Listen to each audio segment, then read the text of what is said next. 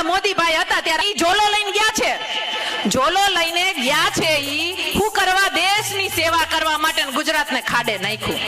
એટલે ઘણા વિકાસને ગોતતા હશો, ગોતો જે આજુબાજુ છે વિકાસ, જરાક નજર તો નાખો, કઈ હોય તો કે હંતાડો હોય તો ખબર પડે, દઈએ આપણે કે વિકાસ આ છે, ગુજરાતને કહીએ. નહીં જડે.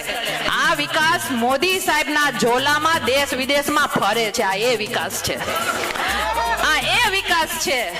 એ તો ફકીરની વાતો કરતા ગયા, આ ભાજપ વાળા ફકીરીની વાતો કરતા ગયા, ફકીર બનતા ગયા અને કટોરો, ભીખ માંગવાનો કટોરો તો આપણા હાથમાં દેતા ગયા કે માંગો હવે ભીખ અમારી પાસે.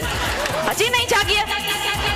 દરેક વસ્તુમાં રોડ રસ્તા ખાઈ જાય, રોડ રસ્તા સરખા કરવાની ભીખ, ઘેડ બચાવો માટે ભીખ માંગવાની, માતાઓ બહેનોના ગળા રોડ ઉપર કપાઈ જાય એની રક્ષાની ભીખ માંગવાની, યુવાનોના પેપરો ફૂટે છે, આ પેપરો ના ફૂટે એની ભીખ માંગવાની, નોકરીની ભીખ માંગવાની.